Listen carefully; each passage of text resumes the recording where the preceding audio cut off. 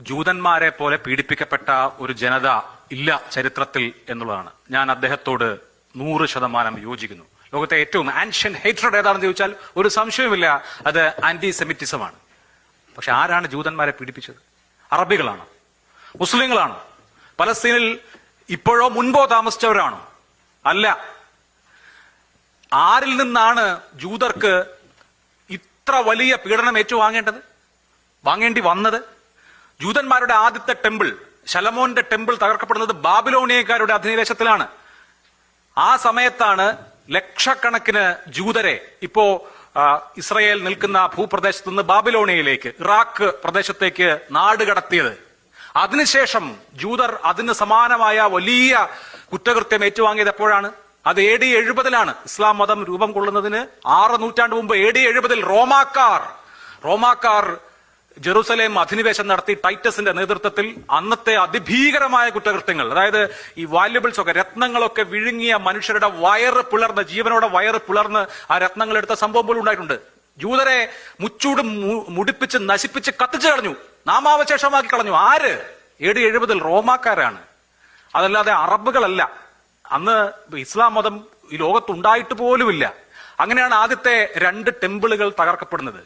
അപ്പോ അതിനുശേഷം ആന്റിസെമിറ്റിസത്തിന്റെ വലിയ ചരിത്രമുണ്ട്. എവിടെ? ഏഷ്യയിലാണ്?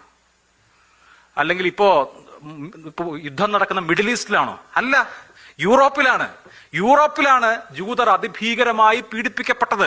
അതിന് വലിയ ഒരു ചരിത്രമുണ്ട്. അതിൽ ഏറ്റവും പ്രാചീനമായ 2 ചരിത്രം, ആദ്യം ബാബിലോണിയക്കാരുടെയും രണ്ടാമത്തേത് റോമാക്കാരുടെയും ആക്രമണമാണ്. അതിനുശേഷം ചരിത്രത്തിൽ നടന്ന ഏറ്റവും വലിയ ആക്രമണത്തിലേക്ക്, അത് കുരിശുദ്ധത്തിന്റെ സമയത്താണ്, ഞാൻ അതിലേക്ക് വരാം. അതിനു മുൻപ് ഈ അറബ് നേരത്തെ രണ്ടാമത്തെ വാദമായി പറഞ്ഞത് ജൂതരെ കൊന്നു തീർക്കണം, അവസാനത്തെ ജൂതനെയും നിശേഷം നശിപ്പിക്കുക എന്നുള്ളത് മതപരമായിട്ടുള്ള ഒരു ആവശ്യമാണ്.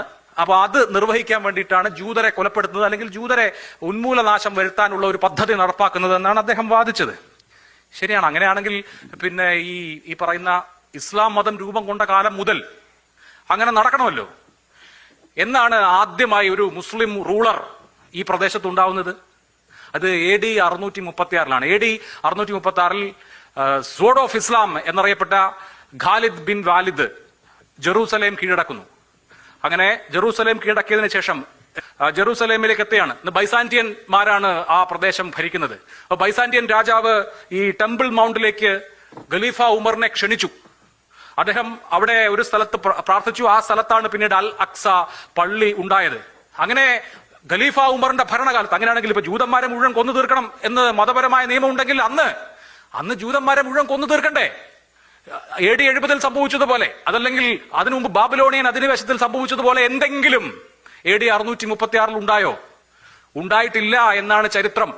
അതിനുശേഷം അവിടെ ജൂതന്മാരും ക്രിസ്ത്യാനികളും മുസ്ലിങ്ങളും കോ എക്സിസ്റ്റ് ചെയ്തു എന്നാണ് ബ്രിട്ടീഷ് ചരിത്രകാരന്മാർ തന്നെ എഴുതിയിട്ടുള്ള പുസ്തകങ്ങൾ, ചരിത്രം വളരെ വ്യക്തമായി പറയുന്നത്. ഖലീഫ ഉമർ ആദ്യമായി ജെറൂസലേമിൽ ഒരു ഗവർണറെ നിയോഗിച്ചപ്പോൾ അതൊരു ജൂവായിരുന്നു, ഒരു ജൂത മതത്തിൽപ്പെട്ട ഒരാളെ അവിടെ ഗവർണറായി നിയോഗിച്ചതിന് ശേഷമാണ് ഉമർ തിരിച്ചു പോകുന്നത്. അതിനുശേഷം അവിടെ വന്നിട്ടുള്ള രാജവംശങ്ങൾ എടുത്താൽ ഉമായിദുകളെ എടുക്കൂ, മുആവിയ എന്ന രാജാവാണ് അവിടെ ആദ്യത്തെ അറബുകളുടെ സീസർ എന്നാണ് അറിയപ്പെടുന്നത്. സമ്പൂർണ്ണ ഭരണം വർഷങ്ങളോളം നടത്തിയ ആദ്യത്തെ അറബ് റൂളർ മുആവിയയായിരുന്നു.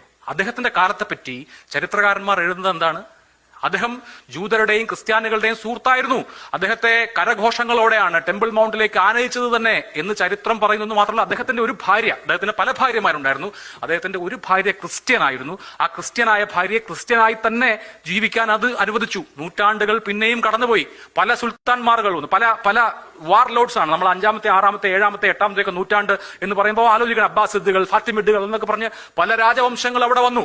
വലിയ തോതിൽ ജൂതരും ക്രിസ്ത്യാനികളും ആക്രമിക്കപ്പെട്ട ഒരു ഘട്ടം എന്ന് പറയുന്നത് ഹക്കീമിന്റെ ഭരണകാലത്താണ്.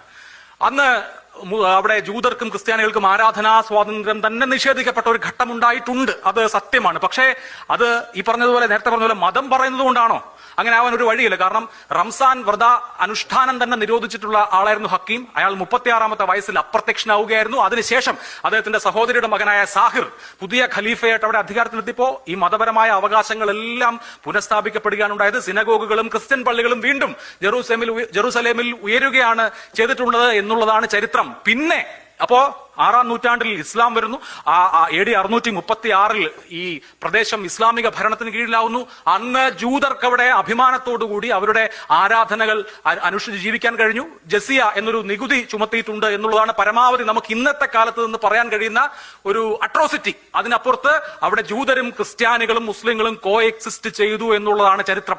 പിന്നെ ചരിത്രത്തിലെ വലിയ അറ്റാക്ക് വരുന്നത് റെയ്മണ്ടിന്റെ പിൽഗ്രിംസ് വരുമ്പോഴാണ്, കുരിശുദ്ധ സമയത്താണ്. അന്നാണ് കുഞ്ഞുങ്ങളെ മതിലിലടിച്ച് കൊലപ്പെടുത്തി എന്ന് ചരിത്രം എഴുതുന്നത്. അന്ന് ഈ ജൂതരും മുസ്ലിങ്ങളും ഒരുമിച്ച് നിന്നാണ് കുരിശുദ്ധത്തെ നേരിട്ടത് എന്ന് അറിയാമോ? അതാണ് ചരിത്രം. അതിനുശേഷം അയ്യൂബിദുകൾ ഇതിനുശേഷം വന്ന ഭരണകൂടം, അതിനുശേഷം തുർക്കി സുൽത്താനേറ്റിന്റെ ഓട്ടോമൻ ഭരണം, ഇതൊക്കെ വരുന്നു. അപ്പൊ ചരിത്രത്തിൽ ജൂത കൂട്ടക്കൊലകൾ നടത്തിയിട്ടുള്ളത്, ഈ ജെറൂസലേമിന്റെ അല്ലെങ്കിൽ ഇസ്രയേലിന്റെ ചരിത്രത്തിൽ തന്നെ ജൂത കൂട്ടക്കൊലകൾ നടത്തിയത് അറബുകളല്ല, മുസ്ലിങ്ങളല്ല. അതുകൊണ്ട് വേദപുസ്തകത്തിലോ മറ്റോ ജൂതരെ കൊല്ലണം എന്ന് പറയുന്നുണ്ട്. അതാണ് ഇവർ നിർവഹിച്ചുകൊണ്ടിരിക്കുന്നത് എന്ന് പറയുന്നതിൽ ഒരർത്ഥവുമില്ല. അറബുകൾ ജൂത കൂട്ടക്കൊല നടത്തി എന്നുള്ളത് ഈ പറയുന്ന പിന്നീട് വന്നിട്ടുള്ള മിലീഷ്യകളുടെ ഭീകരാക്രമണം അല്ലാതെ ആസൂത്രിതമായൊരു ജൂതവംശഹത്യയുടെ ചരിത്രമില്ല. ആസൂത്രിതമായൊരു ജൂതവംശഹത്യയുടെ ചരിത്രം യൂറോപ്പിലാണ് ഉണ്ടായിട്ടുള്ളത്. അത് എത്ര നൂറ്റാണ്ടുകളിൽ, 17, 18, 19 നൂറ്റാണ്ടുകളിലൊക്കെ ഈ ഇസ്രയേൽ എന്ന് പറയുന്ന ദേശരാഷ്ട്രത്തിന്റെ പിറവിക്ക് ഇടയാക്കിയ സംഭവം തന്നെ ആന്റിസെമിറ്റിസമാണ്. ആരുടെ ആന്റിസെമിറ്റിസം? 19ാം നൂറ്റാണ്ടിന്റെ അവസാനം റഷ്യയിൽ അന്ന് റഷ്യൻ സാർ ചക്രവർത്തി കൊല്ലപ്പെടുന്നു. റഷ്യയിലെ സാർ ചക്രവർത്തിയുടെ കൊലപാതകത്തെ തുടർന്ന് റഷ്യയിലാകെ ജൂതർക്ക് നേരെ വലിയ ആക്രമണമാണ് നടക്കുന്നത്. റഷ്യയിൽ, അതുപോലെ തന്നെ കിഴക്കൻ യൂറോപ്യൻ രാജ്യങ്ങളിൽ തിയഡോർ ഹെർസൽ ആസ്ട്രിയക്കാരനാണ്. ഓസ്ട്രിയയിൽ, ജർമ്മനിയിലാണ് നേരത്തെ ഇവിടെ പറഞ്ഞല്ലോ, ഹോളോകോസ്റ്റിന്റെ ചരിത്രം പറഞ്ഞല്ലോ. 60 ലക്ഷത്തിന് മുകളിൽ ജൂതന്മാർ കോൺസെൻട്രേഷൻ ക്യാമ്പുകളിൽ അടയ്ക്കപ്പെട്ട് കൊല്ലപ്പെടുന്നത് അഡോൾഫ് ഹിറ്റ്ലറുടെ ജർമ്മനിയിലാണ്.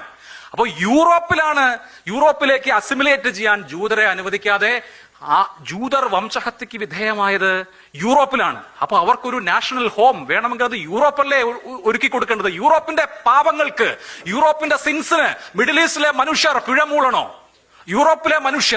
യൂറോപ്പിലെ അന്നത്തെ കാലത്തെ ഭരണാധികാരികൾ ആ കാലത്തെ ജൂതരോട് ചെയ്തതിന്റെ പ്രതികാരം മിഡിൽ ഈസ്റ്റിൽ ദൂരെ കിടക്കുന്ന മനുഷ്യരുടെ മുകളിലാണോ തീർക്കേണ്ടത് എന്നുള്ളതാണ് ഫണ്ടമെന്റൽ ക്വസ്റ്റ്യൻ. ചരിത്രത്തിൽ നമ്മൾ പ്രാചീന ചരിത്രവും മധ്യകാല ചരിത്രവും ആധുനിക ചരിത്രവും എടുത്താൽ അറബുകൾ മതപരമായ ഏതെങ്കിലും ആഗ്രഹ നിമിത്തം ജൂതരെ കൂട്ടക്കൊല ചെയ്ത ചരിത്രമില്ല.